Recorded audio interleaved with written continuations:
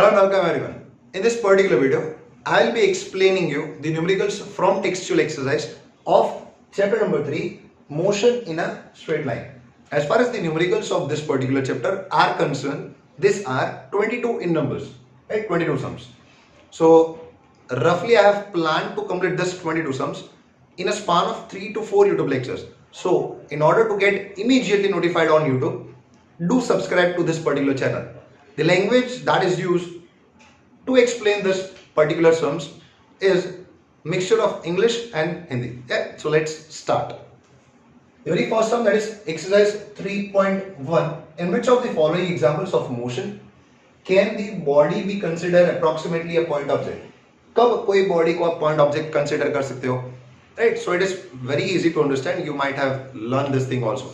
कि जब कभी भी जो एक बॉडी जो मोशन में है, whenever a body which is in motion do travel very large distance as compared to its dimension, right? Compared to its particular dimension, if a body is traveling very large distance, then we can consider that particular body as a point object, right? The very first case, that is a railway carriage.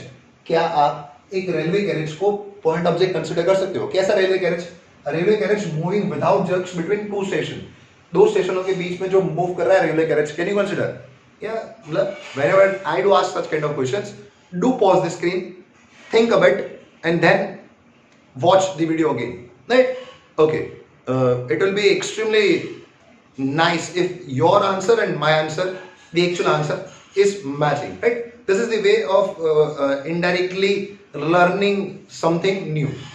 Okay, so yeah, coming back to the question, a railway carriage moving without jerks between two stations, दो स्टेशनों के बीच में, normally the distance between the two stations is comparable, मतलब बहुत ज्यादा होता है, दो स्टेशनों के बीच में जो distance होता है as compared to the railway carriage, not the entire train, right? So you can, yeah, definitely the size of railway carriage, the dimension of railway carriage is extremely small. Yeah, it can be neglected as in comparison with the distance between the two stations, distance that is traveled by railway carriage.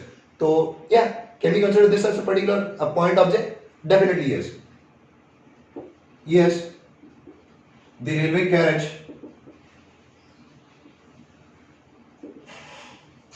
can be considered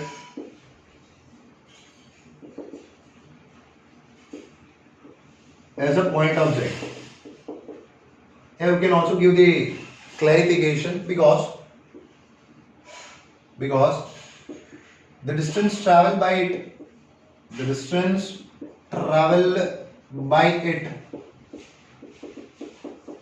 is very large compared to its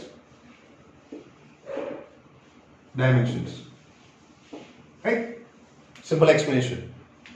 Second case, second question. A monkey sitting on the top of a man cycling smoothly on a circular track. एक circular track है जिसका radius बेडियस आपको कुछ बताया गया नहीं है भाई, right? Simply you have to consider एक बंदा है, man is cycling on a smooth, right? Man is performing a motion, uniform circular motion. हालांकि शायद आप इसके बारे में नहीं जानते हो कि uniform circular motion, you will be learning that thing in the 4th chapter, but never mind, it is a particular case of a motion. Man cycling smoothly on a circular track, और उसके sir पे एक monkey बैठा. Can we consider this monkey sitting on that particular man a point object? Think. Now play. देखिए भाई, man जो circular track पे घूम रहा है ना, मतलब on a cycle, it's quite obvious that the distance which is travelled by the particular man, right, it's very large as compared to the dimensions of monkey के कंपैरिजन में, मंकी के साइज के कंपैरिजन में you can neglect the size of monkey in comparison with the distance traveled by that particular man. Yeah, so same reason. Yes, yeah, the monkey, yes, this particular monkey is sitting on the top of a man cycling smoothly on a circular track can be considered as a particle because the dimensions of monkey, the size of a monkey is extremely small as compared to the distance traveled by that particular man. Simple है भाई. Third, a spinning cricket ball that turns sharply on hitting the ground. अभी देखिए आप शांति से सोच समझ के answer दिए. A spinning cricket ball, right, which is turning sharply as soon as it is hitting the ground. Can we consider this spinning cricket? Can we consider this spinning cricket ball as a particle, as a point object? Yeah. So screen pause करिए, सोचिए और फिर play करके देखिए answer. अच्छा, if you see na, basically the cricket pitch off is 22 yards. Yeah. So after pitching, the distance which is traveled by the ball, क्या वो बहुत बड़ा होता है? या 15-20 किलोमीटर होता है as compared to the size of the ball? Definitely no.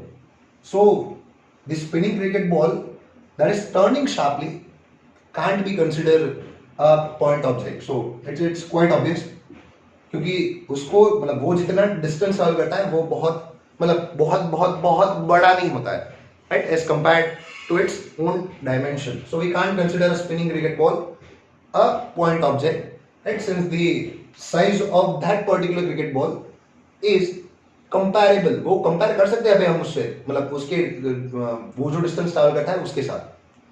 That's why a tumbling beaker that has slipped off the edge of a table. भाई टेबल के किनारे पे मान लीजिए एक बीकर है जो हिलते डुलते नीचे गिर जाती है, right. So you can consider like this वे. मान लीजिए एक टेबल है और यहाँ से ये जो बीकर है वो नीचे गिर रही है. So definitely this is a kind of definitely it is a motion, right, wherein it is falling down. So can we consider this beaker which is falling down from a particular height of table a point object? क्या हम इसको point object consider कर सकते हैं? भाई फटाफट से सोचिए.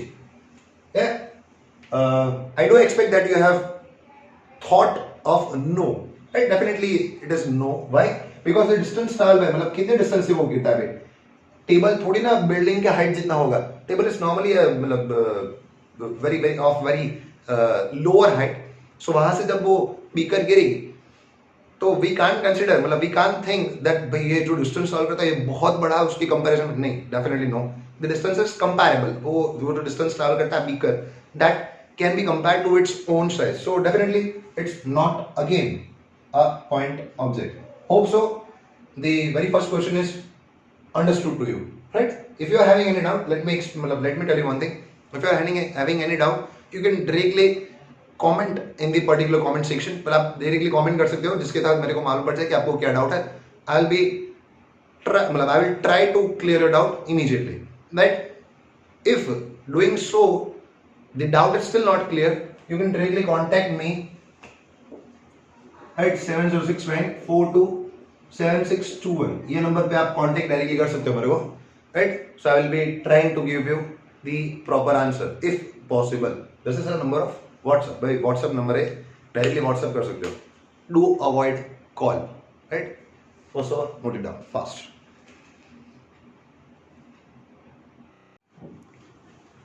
Okay, now the sum number 3.2. The position time, that is x versus t graphs for two children A and B returning from their school O to their respective homes P and Q respectively are shown in figure. By O is the school, A and B are the two students, and P and Q are their respective homes, right? और वो अपने घर जा रहे हैं, school से घर जा रहे हैं, और घर जाते वक्त जो हम अगर पोजीशन वर्सेस टाइम का ग्राफ प्लॉट करें इन दोनों स्टूडेंट्स का, तो कुछ ऐसा मिलता है. ए का ग्राफ ऐसा मिलता है और बी का ग्राफ ऐसा मिलता है. Choose the correct entities in the bracket given below, right. आपको सिलेक्ट करना है कि कौन सा ऑप्शन सही है. Quite simple. If you do know how to read the particular graph, भाई मोशन के केस में it's extremely necessary for particular person learning this to understand the graph. उसको ग्राफ को रीड करना बहुत अच्छे से आना चाहिए, right. So let's see, right. The very first question, A oblique B lives closer to the school than B oblique A. आप सोचिए, कौन स्कूल से नजदीक रह रहा है, right? You can immediately see from this particular graph and give your answer, right? Screen को pause करिए, सोचिए ग्राफ पे, और आपका आपका मतलब try to give the reason also, right? अच्छा, डू प्ले। देखिए भाई, स्ट्रेट फॉरवर्ड है। P is the home of A and Q is the home of B। दिख रहा है कि भाई OP is less as compared to OQ। So नजदीक कौन है? A नजदीक है ना, definitely। So which is living closer to the school? Yeah, definitely A is living closer to the school than B, right? So इसका answer आप ऐसे दे सकते हो, मतलब क्यों हमने ऐसा लिखा? Because clearly OP is less than OQ। This is the reason। हालांकि आपको रीजन नहीं पूछा है, सिर्फ आपके मतलब आपको अच्छे से समझाने के लिए मैंने ये रीजन लिखा है। आप भी अपने मतलब बाद में जब पढ़ना हो ना, तो you can immediately understand if you have written this particular kind of reason. ऐसे कारण लिख दोगे तो आपको आसानी से मालूम पड़ जाएगा। Question number B, A/B starts from the school earlier than B/A। School से पहले कौन निकलता है भाई? Definitely see the graph once again, pause the screen, do play it, right? After properly thinking it. अभी ए जो स्टार्ट कर रहा है वो यहां से शुरू कर रहा है, और बी जो शुरू कर रहा है वो यहां से कर रहा है। देख रहे सकते हो आप टाइम एक्सिस पे, टाइम एक्सिस पे कौन पहले शुरू कर रहा है भाई? ये वाला कौन है? A. So definitely A starting from t is equal to 0 and b starting from some other time, right? We don't know what's that particular time, but we can understand that that particular time is little bit later than that from which A has started. So definitely A starts from the school earlier। A जल्दी शुरू करता है comparison with B। Definitely you can see the time axis। A/B walks faster than B/A। मतलब किसकी speed ज्यादा है, यही पे एक्चुअल कॉन्सेप्ट आता है भाई। How to take call on speed from x versus t graph, right? शांत दिमाग से सोचिए, थियरी याद करिए भाई, right? I know you know it that भाई x वर्सेस t का ग्राफ हो और उसमें से अगर आपको वेलोसिटी, मतलब हालांकि मैग्नीट्यूड और velocity will do give the speed, but मैं पहले बात करूंगा सॉरी वेलोसिटी के बारे में। So x versus t graph में किसकी वेलोसिटी ज्यादा है भाई? How will you take the judgement?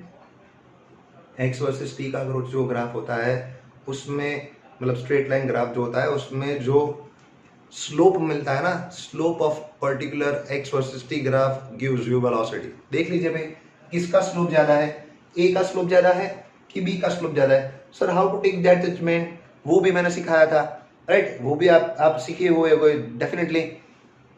So how to take that particular judgment? Just draw a horizontal line anywhere on a particular line। मतलब जो उसका ग्राफ है वहां पे कहीं पे भी आप एक horizontal line ड्रॉ कर लीजिए, एंगल देख लीजिए, right? You will definitely get the idea. देखिए अगर मेरे को ए का स्लोप पढ़ना है ना, सो मान लीजिए मैं ऐसी लाइन ड्रॉ करी, this angle is less than 90 और more than 90, definitely less than 90। ये क्यों ऐसा करते हैं हम लोग? Angle with the positive x axis. Slope मतलब क्या भाई? Slope is indirectly tan theta. Theta क्या है? वो लाइन जो होती है ना उसका एंगल पॉजिटिव एक्स एक्सिस के साथ। तो देख सकते हैं हम लोग कि ए का थीटा और मान लीजिए बी तो यहीं पे है ना, देख सकते हो आप theta dash, theta is more than, मतलब सॉरी कौन बड़ा है अभी, थीटा या theta dash? Definitely you can see that theta dash is more than theta. So if theta dash is more, tan theta will be also more. So we can understand कि भाई B line का जो slope होता है it's more than the line, मतलब than the slope of line A। Yeah, it's quite easy explanation। So velocity of A is less than velocity of B। मतलब A की speed कम है भाई B से, तो faster कौन हुआ? B। So who is walking faster? B is walking faster as compared to A। शांति से देख लेना, अगर नहीं मालूम पड़ा तो फिर से रिवाइंड कर लेना, थोड़ा पीछे जाके फिर से देख लेना, right? In order to take a judgement of speed it's necessary to know about the slope of x versus t graph. x versus t graph का अगर स्लोप आता है अच्छे से आपको, तो आप आसानी से ये पोर्शन समझ पाओगे। सो बी की स्पीड ज्यादा है भाई, डेफिनेटली बी की स्पीड ज्यादा है। अब आप देखिए A and B reach home at same oblique different time. Graph देखिए और सोचिए ए और बी में कौन पहले पहुंचता है, या तो फिर कौन देरी से पहुंचता है, या तो फिर क्या दोनों एक साथ पहुंचते हैं भाई, right. So first of all the graph that is given to you in your text book it needs little bit modification, थोड़ा थोड़ा मॉडिफाई करने की जरूरत है आपको। ध्यान से देखोगे ना अगर, तो ये वाला जहां पे एंड होता है और वो वाला मतलब ए और बी का ending point it's same way. So आप करेक्ट कर लेना क्वेश्चन में भी। So you can definitely see कि भाई ए जो अपने घर पे पहुंचता है तो वो कब पहुंचता है, ये वाले टाइम पे, और बी कब पहुंचता है घर पे, उसके घर पे same time. So both are reaching at the same time. Definitely it is very clear from the graph, it does not need any explanation. मैं अंडरलाइन कर लेता हूँ भाई कौन सा सही है, so you don't get confuse, right. So इसमें तो बी सही है और ए आता है इसमें। Last of this, A oblique B overtakes B oblique A on the road once oblique twice। अब देखिए पहली बार, पहले शुरुआत की थी A ने, स्पीड ज्यादा है B की, and you can see that there is intersection point over here. Definitely since the speed of B is higher than A पे वो ओवरटेक करता है, दिख रहा है आपको यहाँ पे, ये पर्टिकुलर टाइम पे वो ओवरटेक करेगा। B will overtake A। कितनी बार ओवरटेक करता है वो घर पहुंचने से पहले, तो आप लाइन में इंटरसेक्शन दे, सॉरी ग्राफ में इंटरसेक्शन पॉइंट देख लीजिए, सिर्फ एक ही है। So definitely you can take a judgement it is intersecting just once. भाई एक बार इंटरसेक्ट कर रहा है, कौन कौन ओवरटेक कर रहा है, B is overtaking A। So yeah, B overtakes A on the road just once. This is the explanation of this particular sum. फटाफट से लिख दीजिए आप अपने आप, you can write in your own words the reason if you do want, right? फटाफट से।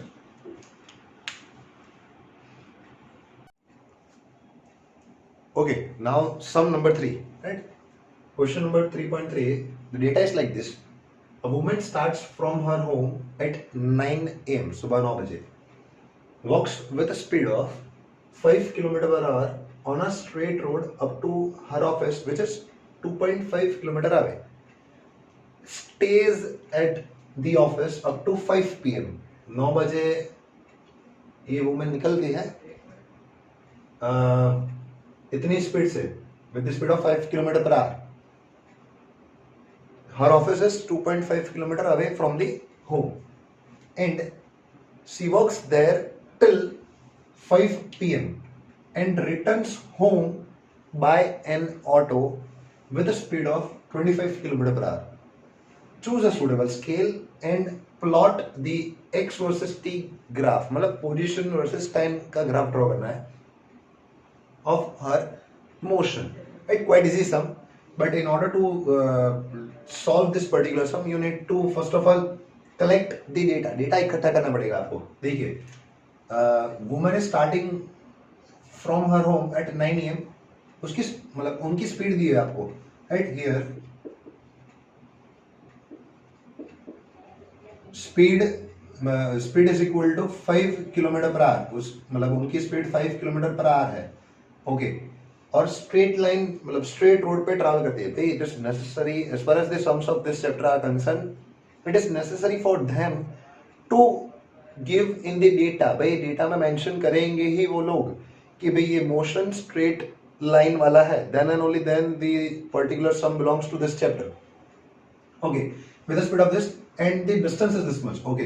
भाई ऑफिस का डिस्टेंस कितना है, मतलब indirectly distance is given to, distance is 2.5 kilometre per, मतलब kilometre, sorry.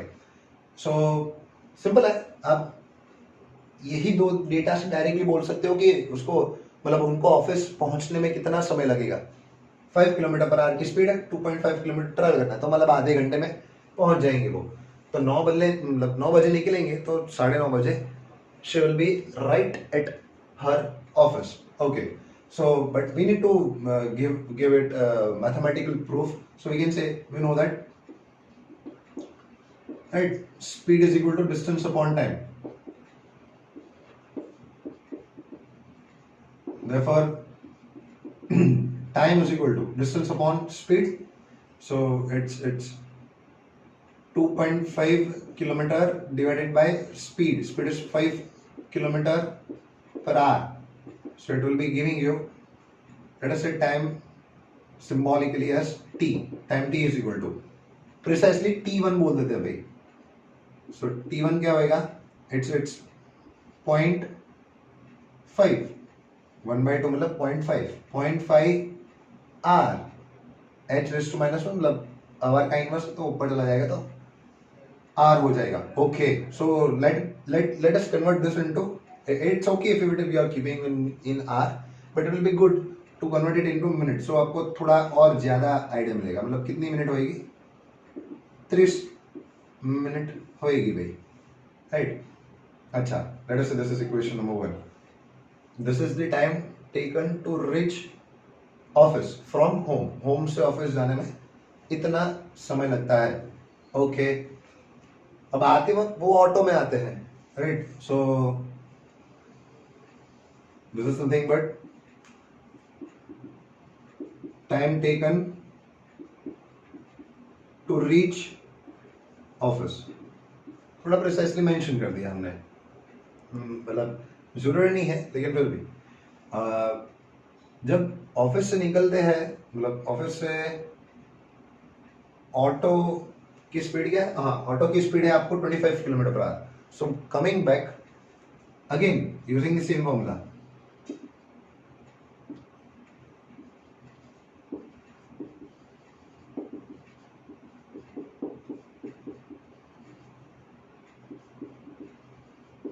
Time t2 is equal to, distance तो वही रहेगा भाई 2.5 किलोमीटर वाली, बट शी इज कमिंग मतलब by an auto which is having a speed of 25, so 25 kilometer per hour.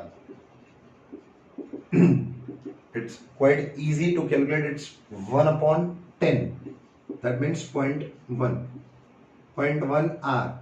So how much minute it will indicate? So it is nothing but multiply by 60 कर दियो ना, तो directly आपको answer मिल जाएगा 6 minute. So let us say this is question number 2. This is nothing but time taken to reach home, right? अभी क्या है? Graph draw करने का. ये तो कैलकुलेशन है. Now you are supposed to plot a graph, right? This is the main thing. Plot x versus t graph. So let us say, तो आप थोड़ा अच्छा वाला प्लॉट करना, मैं थोड़ा रफली प्लॉट करूंगा, right? my main aim is to give you the idea. So scale to scale जाइयो तभी अच्छा रहेगा. x versus t. Let us say this x is the distance ना, मतलब पोजीशन है, तो पोजीशन हम यहाँ पे इंडिकेट करेंगे कौन सी यूनिट में? किलोमीटर में, क्योंकि यहाँ पे डिस्टेंस दिया अपने को किलोमीटर में. And time will be indicating नहीं, टाइम लिख देते हैं directly.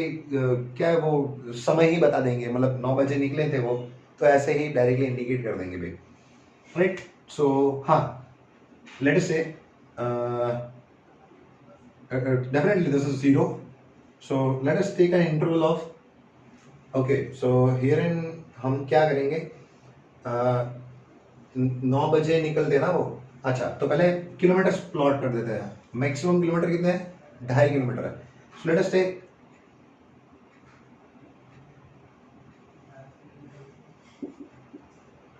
on y-axis, let us say 1 centimeter belongs to 0.5 kilometre. क्या है? बहुत आसान है.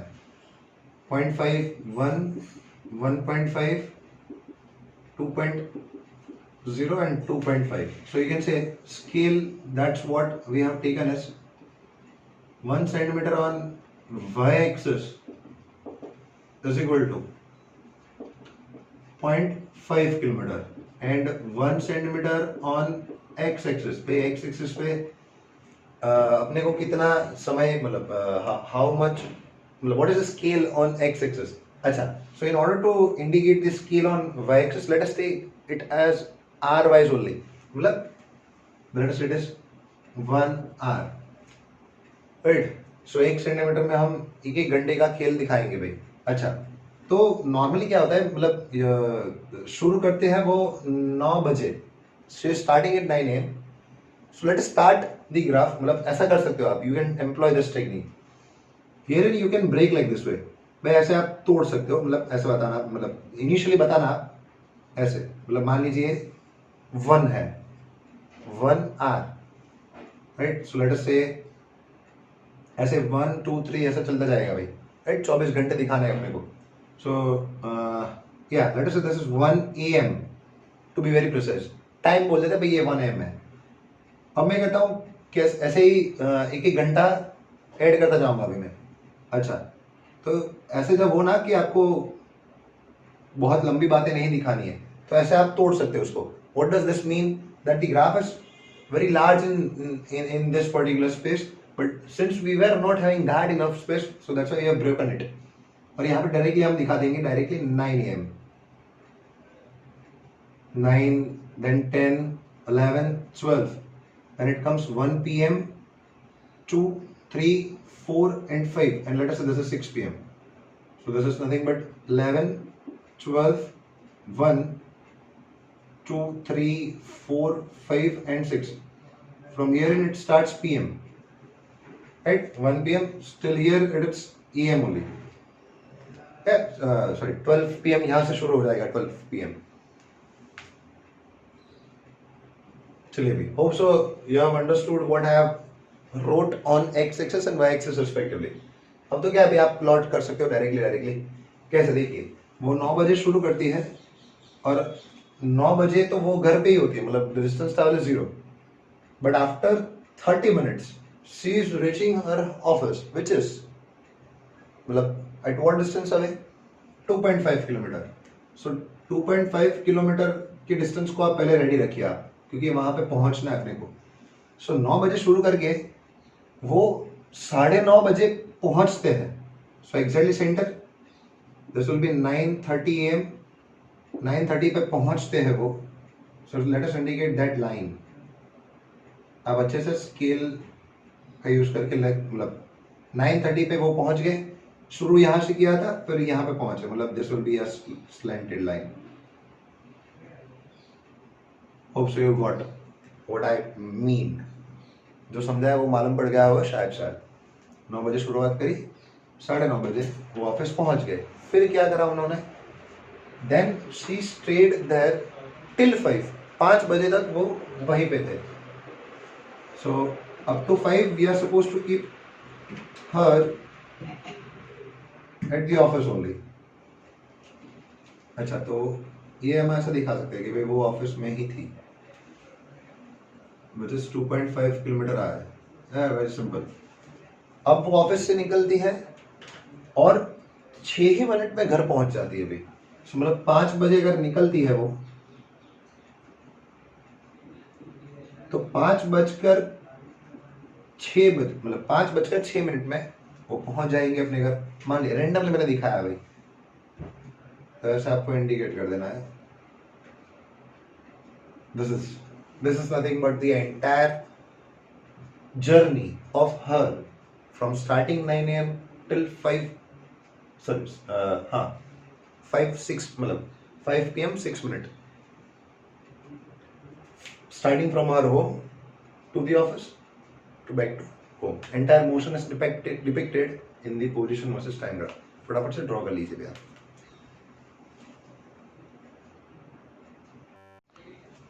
Okay, some number 4, 3.4, interesting sum. It was once asked in JEE, right. पूछा गया है सम, डायरेक्टली आप कर सकते हो कॉमन सेंस यूज करके, मतलब no need to solve it entirely which I will solving. हालांकि वो JEE की बात थी, इसलिए यहाँ पे तो आपको जैसा बोला गया ऐसा आपको करना ही है। A drunkard walking in a narrow lane takes 5 steps forward and 3 steps backward, right? P के रखा है भाई उसने, so definitely 5 आगे जाता है भाई वो, और अब फिर 3 पीछे आता है। That is the way of walking of that drunkard that is given to you in your, मतलब this particular sum। Followed again फिर से भाई 5 आगे 3 पीछे, 5 आगे 3 पीछे, steps लेता है भाई वो, and so on. Each step, हर एक स्टेप उसका 1 मीटर है। It is denoting 1 metre distance. Each step is 1 metre long and it requires 1 second. plot the x versus t graph of this entire motion and determine graphically and otherwise also, मतलब दूसरे technique से भी determine कर रहा है how long the drunkard takes to fall in a pit at, खड़े में कब मतलब कब गिरेगा, which is 30 metre away from the start, 13 metre दूर एक पिट है, उसमें वो कितने टाइम बाद, मतलब how long it will take, हाँ कितने टाइम बाद वो वहां पे गिरेगा। अच्छा समय भैया, देखते कैसे करना है। Yeah, so let's start. So first of all, मतलब the drunkard is moving 5 steps forward. 5 step मतलब 5 मीटर, और 5 मीटर ट्रैवल करने में कितना समय लगता है हर एक मीटर में। Each step is 1 meter and it requires 1 second. So 5 metre travel करने के लिए 5 सेकेंड डायरेक्टली आप बोल सकते हो। So the time required to travel first 5 metre is equal to 5 seconds, 5 second लगते हुए उसको, एंड 5 मतलब 5 metre forward and time required to travel 3 metre backward is equal to how many, मतलब 3 मीटर ट्रैवल करने के लिए 3 सेकेंड, राइट। सो देयरफॉर अब आप सोचिए 5 मीटर आगे गए फिर 3 मीटर पीछे है, तो टोटल कितना हुआ, सिर्फ 2 मीटर, स्टार्टिंग से सिर्फ तो 2 मीटर ट्रैवल कराना है। Therefore we can say time required to travel 2 metre, effective 2 metre is equal how much, 5 + 3 8 second.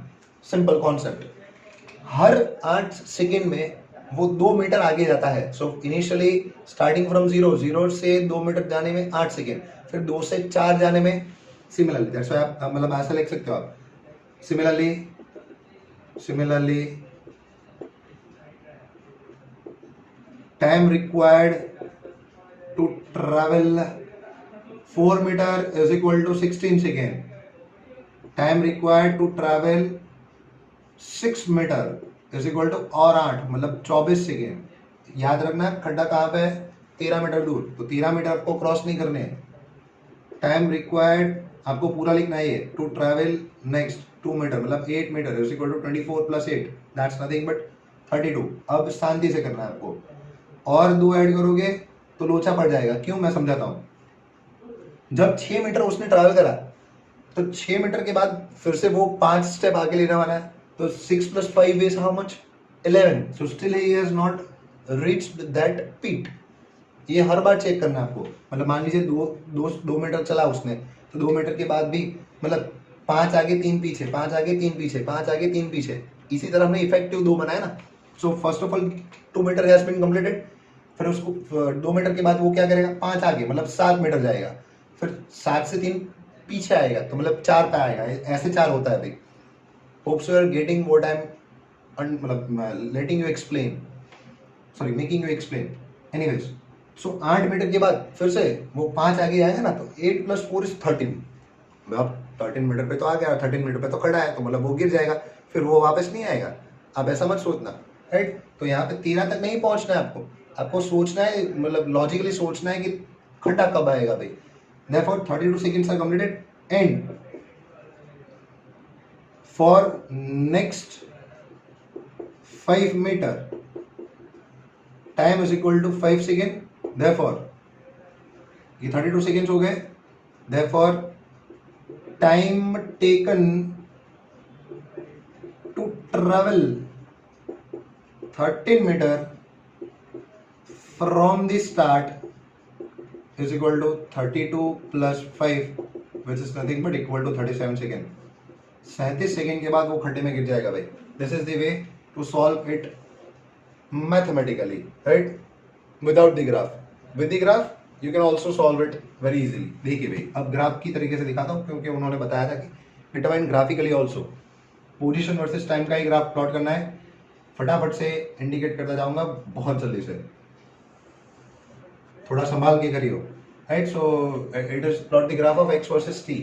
So let us say this is x and distance which is in meter and let us say this is time which is in seconds. हालांकि हमको यहाँ पे answer मिल गया 37 है, तो उसी तरीके से स्केल रखनी है आपको. एनीवेज 0 से स्टार्ट करके आप 5-5 के इंटरवल ले लीजिए, 5, 10, 15 या 5, 10, 15, 20, 25, 30, 35 and 40. So this is the way you can easily draw it using your scale, right? अच्छा, और यहाँ पे मीटर कितने चल रहे हैं, हमने को 13 मीटर चल रहे हैं, तो बेहतर है आप if it's okay you can draw 13 meters. If it's not possible then you can directly break the scale to 2 meters, right? मैं तो 1 मीटर कर दूंगा भाई, मेरे को कुछ प्रॉब्लम नहीं है. हालांकि चलिए भाई थोड़ा ऐसा ही कर देता हूँ मैं. सो 2 मीटर, 2, 4, 6, 8, 10, 12 एंड 14, राइट. 13 मीटर में तो एंट्री है उसकी खड्डे में. चलो शुरू करते हैं, 0 से स्टार्ट करना है. It is a position versus time graph, so very much carefully. First of all what he is doing, he is moving 5 steps forward. 5 step आगे जाना मतलब 5 मीटर आगे जाना. 5 मीटर ट्रेवल करने के लिए कितना टाइम लगेगा, 5 सेकेंड. सो 5 सेकेंड और डिस्टेंस ट्रेवल करा उसने 5 मीटर, तो इन दोनों को इकट्ठा करो आप. This is the way to draw the graph, मतलब पॉइंट इकट्ठा करो आप. This is the first point, right. So आप डायरेक्टली ज्वाइन कर सकते हो, ऐसे ज्वाइन कर सकते हो भाई. ये पोजीशन वर्सेस टाइम ग्राफ है पहले 5 सेकेंड में. फिर क्या करता है, 5 मीटर आगे चला गया, वो 3 मीटर वापस आता है भाई. मतलब 3 मीटर वापस मतलब 1 और 2, यहाँ पे 2 है और ये 1, मतलब 2 मीटर पे आ जाएगा वो. तो टाइम कितना लगेगा वो 3 सेकेंड्स. सो या it's better I am using, मतलब I will be using next different colour marker. So 5 से 3 ऐड करने मतलब 8 सेकेंड. वो ये 8 सेकेंड वाला टाइम दिखा देता हूँ. उस वक्त वो 2 मीटर पे आ गया होगा.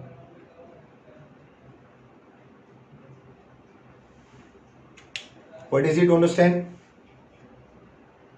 सर्कल करिए, लाइन को ज्वाइन करिए, सिंपल. ऐसे ही आपको आगे बढ़ना है धीरे धीरे, right.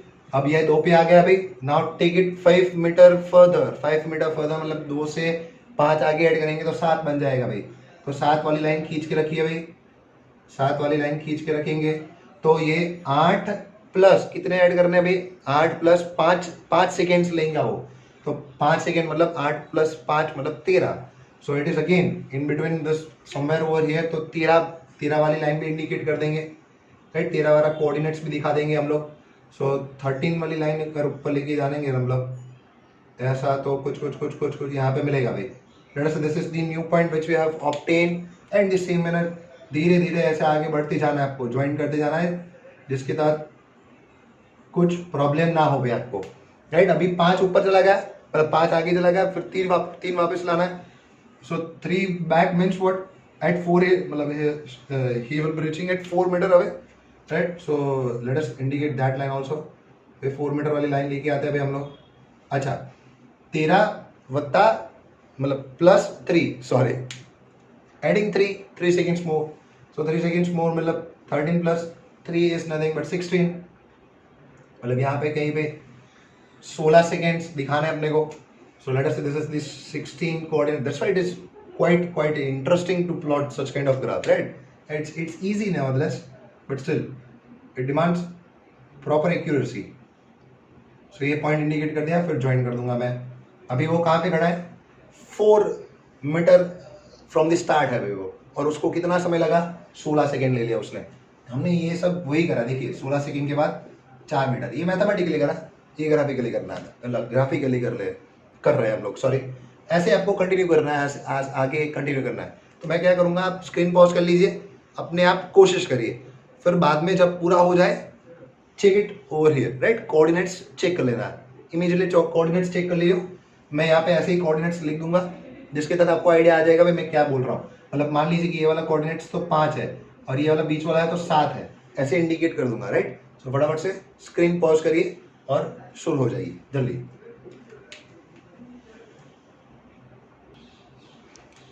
Okay, so hope so you have drawn it by yourself. आप सिर्फ कोऑर्डिनेट्स चेक कर लेना, राइट। यहाँ पे एज रैंडम एग्जांपल, मतलब मान लीजिए ये वाला कोऑर्डिनेट्स चेक करना है, तो ये वाली सिचुएशन कब की है कि जब वो 6 मीटर दूर होता है और उसने वो ट्रैवल करने में 24 सेकेंड लगते हैं, right. I hope so the entire graph is extremely clear and I have also written the conclusion at the end that in order to reach 13 metre away from the start, right, pit में गिरने के लिए, मतलब वो कब पीट में गिरेगा, हालांकि वो कोई चाहता नहीं है, लेकिन एनीवेज 13 मीटर दूर पे जो खड़ा है उसमें खड्डे पे मतलब गिरने में उसको कितना समय लगेगा। So according to the graph also it is coming the same answer, that's 37 seconds, right. Cross check कर लीजिए, राइट। और ये वाला और ये वाला, अगर अपने ये नहीं लिखा है तो ये लिख लीजिए आप फटाफट से।